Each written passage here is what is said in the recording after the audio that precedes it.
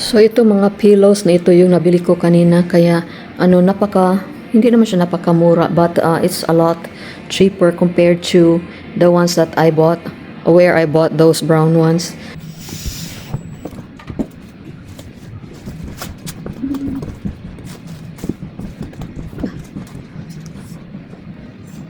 Time for change of the course.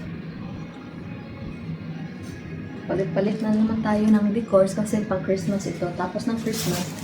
So, i-wrap lang natin ito para hindi masira yun. Excuse me.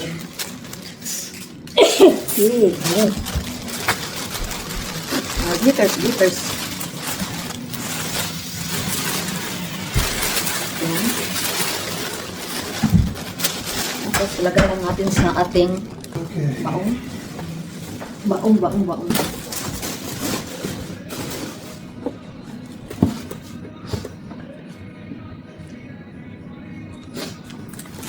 Atin lang siya i-wrap para hindi siya masira, hindi mahulog yung mga glitters niya.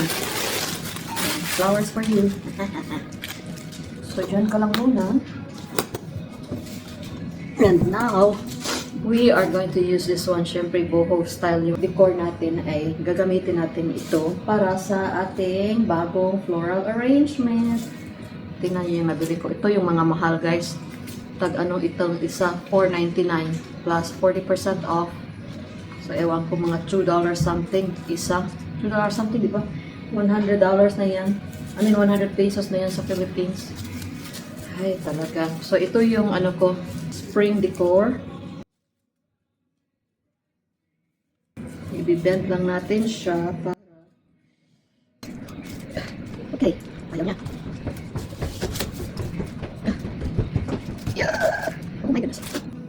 Ayaw kong putulin kasi baka gagamitin ko ito sa ibang vase, sa ibang vase na mataas, o di paputulin ko hindi na siya magagamit sa mataas na vase. Guys, may heartburn ako. I think because I haven't eaten anything today. Tapos ewan ko bakit ako nagka-heartburn. Di ba? Ang ganda-ganda. Tapos itong accent. $6.99 each. Oh my gosh. Seriously? But it's 40% off, so probably still mga $4 each ito. Ano ba yan? Kaya naman pala nag-alburuto yung asawa ko. Is he going to go home if we don't arrive on time? No, but I just want to let him know where we... Tingnan niyo yung kambras ng pusa, oh. So, umiyak na naman ako dahil hindi ko napigilan yung sarili ko. I'm so frustrated with myself. Kasi, bibili sana ako ng additional na curtain rod. Tapos, 3 stores yung pinuntahan ko, walang curtain rod na the same in design sa nabili namin the other day or yesterday, or I don't know. My brain is not working. Tapos, may nakita ako ba ng mga chiche-boreche, yung ganyan-ganyan, oh. Hindi naman mamamatay yung tao pag hindi ko bibilhin yan. Kaya lang, feeling ko kailangan talaga sa bahay. Tapos, napo-frustrate ako sa sarili ko kasi nag-promise ako sa asawa ko na curtain rods lang yung kukunin ko at saka yung yung pillows. Kasi kulang kami ng pillows. But, may nakita ako na kailangan. So, kinuha ko and naawa ko sa asawa ko. Alam niya naman, wala akong income. Tapos sabi niya, kailan ka pa ba titigil ng pagbili ng blah blah blah. Yun yung kaligayahan ko. Like, hindi nga ako bumibili para sa sarili ko. Para lang, yun yung yung maibsan yung winter blues ko. Kaya nga ako nag-remodel o nagbibuild ng mga bahay. Kasi ito yung hinahanap ko talaga na pagkatapos yan, i-decorate ko. That gives me so much joy and entertainment. Kaya yun. And I was so frustrated of myself because hindi ko napigilan sarili ko. Ay. Oh, get in there.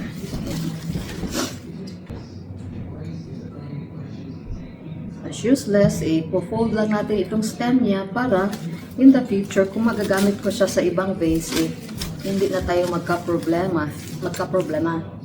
Tama ba yun?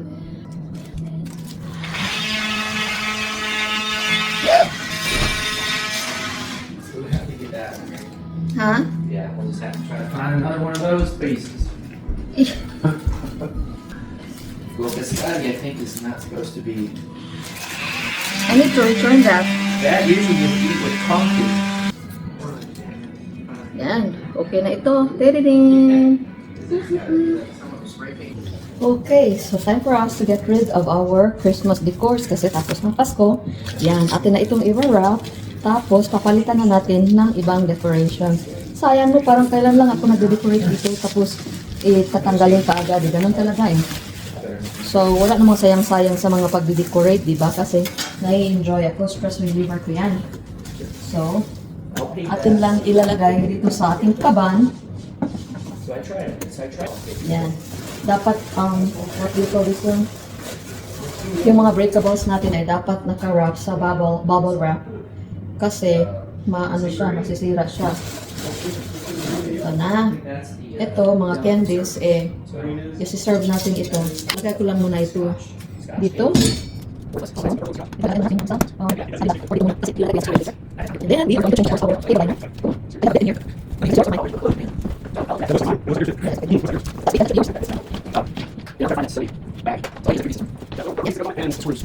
It should be. Ito yung nabili ko kanina kaya ako umiyak.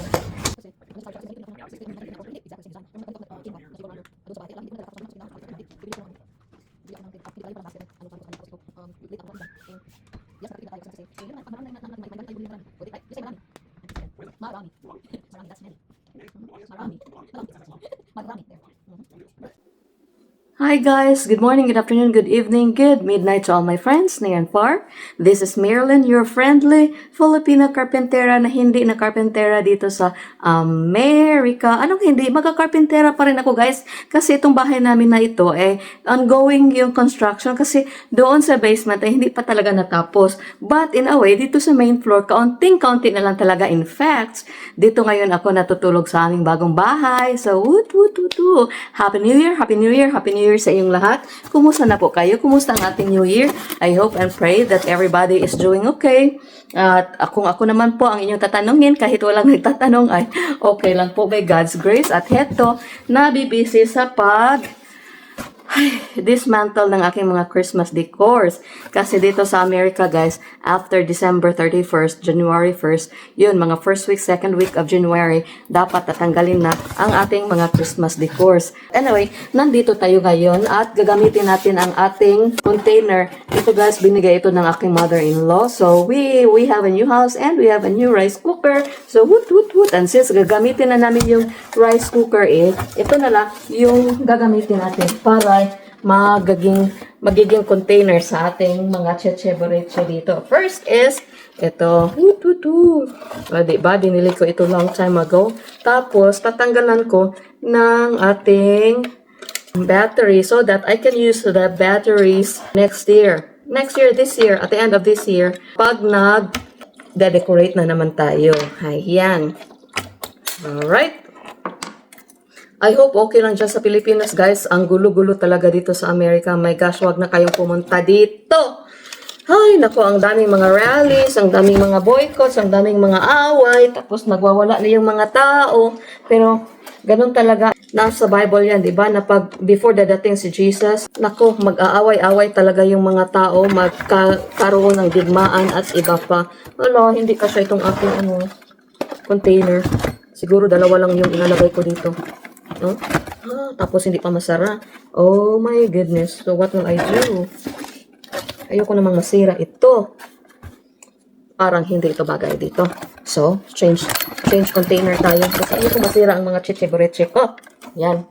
Siguro ito sa ibang container. Ito na lang.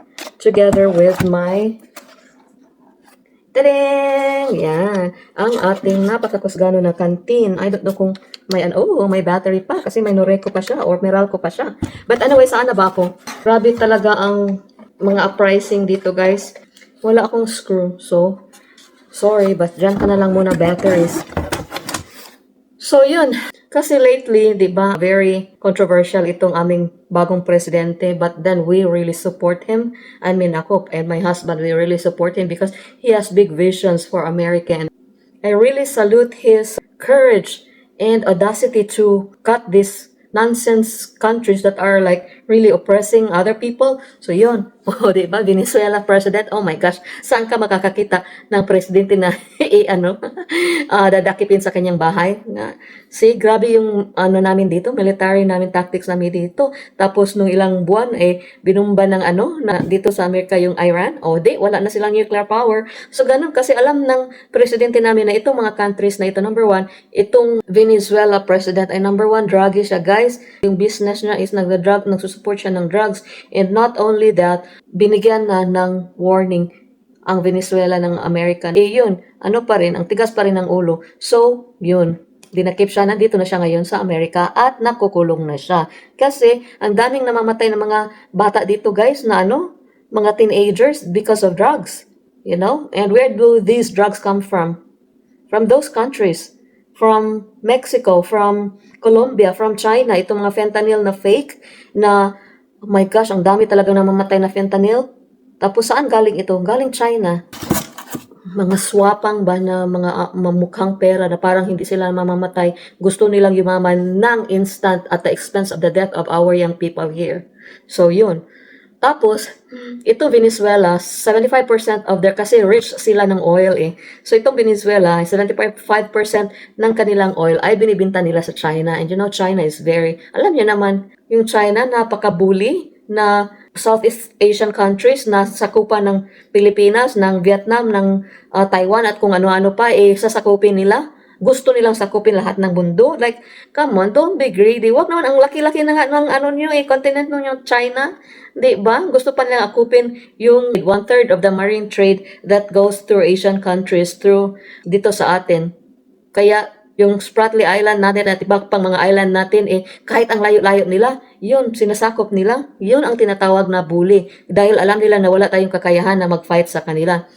The good thing is, itong Venezuela na nag-export ng kanilang mga langis, 75% sa kanilang produce na langis na binibinta nila sa China, hindi na nila nabinta kasi, yun, wala na ang presidente, kinidnap, hindi naman kinidnap, inaresto na yung presidente nila. And so, ngayon ang China na bully, wala ni silang wind beneath their wings kasi wala na silang petroleum kasi hindi na sila nakakakuha ng petroleum doon sa Venezuela. Yan yung nangyari sa mga bullies. Kasi yung China, they have all the guts to oppress other nations that are smaller. Kasi ang dami nilang infrastructure. So tayong mga Filipino, kurug-kurug na lang tayo. Oo, sige na lang, sige na lang. So yun, palagi tayong ino-oppress. Yung maliit natin na Marine Coast Guard boat, yung sa kanila warship yung nila, kung kakontra natin na ang liit-liit natin, yun, anong nangyari sa kanila. Kaya, yan yung ito kasi si presidente namin dito is very wise. Para siyang playing chess na he needs to win to this battle. You know why? Because if you give space to these bullies around the world, like, we would all suffer, the entire humanity would suffer. You know? So yun, sa China, yan yung nangyari sa inyo. Kaya huwag kayong mag-oppress. So yun, hindi na sila makabuli sa Taiwan, hindi na sila makabuli sa Philippines at sa other Asian countries because wala na silang langis. Yan. So yan ay yung isa sa mga rason kung bakit ayaw ng Amerika na magbinta ang Venezuela ng langis doon sa China. Dahil i-enable mo yung mga bullies dyan sa neighboring country natin. So yan. Ngayon, ano pang masasabi ng China? Oy guys grabe itong America. Like, we defend people who are oppressed, you know? We defend our children who are buying drugs from these cartels from, Southern America. So that's why our president here is fighting against that. Stop the cartel, bumbahan yung mga nagpa-pump boat pa sila, yun, di patay sila. See? I mean, I have nothing against what the president is doing here right now. In fact, I applaud him for doing these things. These bad things have to stop. Sorry guys, kasi talaga ako, mga ganyang mga national issues, I'm really into it. Hindi lang tayo magmarites sa mga buhay-buhay ng ibang tao, magmarites din tayo sa mga current events, di ba? Thank you for listening. But guys, mayroong babae dito ba na yun, binaril siya ng ICE. Yung ICE ay police para lang sa mga tao na dadakip. Tama ba?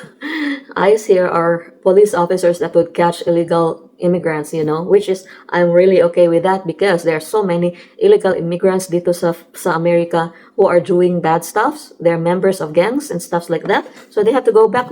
If you will come to America, tapos you will only do bad things that are detrimental to, the security of this country and its people, then you might as well roll back your mats and live. Go back to where you belong. So yun yung yun yung point ko. Tapos mayroong babae dun sa Minnesota na guys, nabaril siya kasi siya, ay parang nagsukol siya, parang nag-fight back siya doon sa ISO. Yun, nabaril siya. Tapos itong mga tao naman ito na kontra talaga nila yung presidente namin, hindi siya dapat binaril kasi dahil nag-forward lang siya ng kanyang car doon sa police officer, binaril na niya. Guys, dito sa Amerika, stricto talaga ang mga commands ng mga officers natin. Pag, for example, nagda-drive ka, tapos may police officer who is following you, tapos naglilit up yung kanyang lights, stop ka talaga, or else kung hindi ka mag-stop, bubundulin ka hanggang ma-disgrasya yung yung sakyanan mo. Tapos, di mag-stop kapag sinabi ng police officer na hands up ka talaga. Tapos, pag sabi niya na, don't move, huwag kang mag-move kahit na 1 inch. Kasi pag ganun ka, think ang police officer na kukuha ka na kasi mga tao dito okay magdala ng baril. So pag ganun ka kahit man lang 2 inches lang, mag-a-assume na sila na may baril ka sa kiliran mo at babarilin ka talaga. So yun yung nangyari sa kanya na wala siyang baril but sinagasaan niya yung police officer. So yun. Tapos sabi ng officer na you kneel down o di luhod ka talaga. Pag hindi ka luluhod, 10 officer ang sa'yo, parang aambagan ka ng 10 officer dahil hindi ka nag-follow instructions. So whatever you do, follow the instruction. If that lady, I'm so sorry for what happened to her. May God bless her. Mga bata pa naman yung mga anak niya. But kung kontra talaga nila kasi yung presidente namin So against sila dito sa mga ICE na mga officers dito. Kaya hindi siya nagpa-follow. Guys, kung ikaw, ordinary citizen ka, tapos, yung mga government officials, they are the authority. Whatever they say, you follow whether you like it or not. If they tell you, raise your hand, raise your hand. If they tell you, raise it 1 more inch, you raise 1 more inch. If they say, raise it above your head, you raise it above your head. If they will tell you, move backwards, 1 step backwards, left, right, you follow every single instruction because if you don't, that is a big deal for them. If you will move a little, especially if they would think that you have, an armor with you, you will be shot. So even if you don't agree with their command, just follow anyway so that nothing will happen to you. Kung magpa-follow ka lang, just follow even if you don't like them because they are the authority. Just follow and nothing will happen to you. Okay? And then, after that, if you're captured, then you lambast them at the court of law. Doon mo sila lalambastahin. Kasi may tayo dito, may proseso tayo dito, dadakapin ka, tapos iharap ka sa judge. Doon ka magsumbong sa judge na, Judge, I hate this person because he did this to me, blah, blah, blah, blah, blah. But, while they are doing their raid on you, while they are capturing you, or while they're asking you to do something outside of the court of law, you have to obey because, number 1 is, they are the authority. So, ganun lang. Di ba nasa Bible that you citizens obey the authority of your nation, and pray for them. Ganun talaga, na-remember ko yung sinabi ko sa previous videos ko na nag-work ako sa hospital before, tapos may pasyente kami na napusil dito, mga 1 inch na lang from the heart, kasi nagnakaw siya sa isang bangko dito. Tapos, nag-police chase sila. Tapos, na-corner na siya. So, sinabi ng police na, get out of your car. So, lumabas siya sa kanyang car. Tapos, raise your hand. Hindi niya man raise your hand. Wala siyang baril, guys. Ginanunan niya yung officer.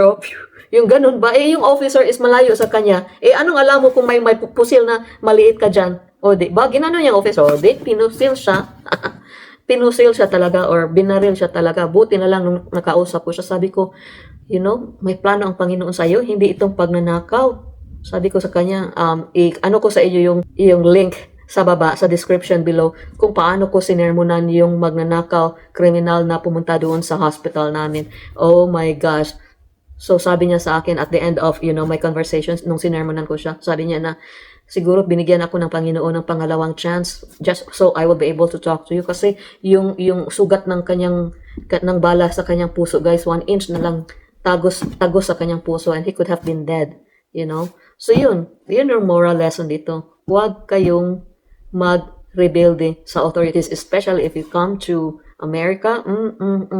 The police are the authorities. You, no matter what, you follow them. And if you think that there is injustice on, the processes of what they're doing for your arrest or whatever, no problem. Just follow them anyway, and then you will be brought to the court. That's where you complain that person or that officer to the judge, and the judge will, give that person proper penalty or whatever. O, diba? So, yan lang po yung sermon natin today, and I hope may natutunan kayo, especially those na may plano pumunta dito sa America, guys. About talaga kayo. We have to submit to our authorities, okay? Thank you for listening. Mwah!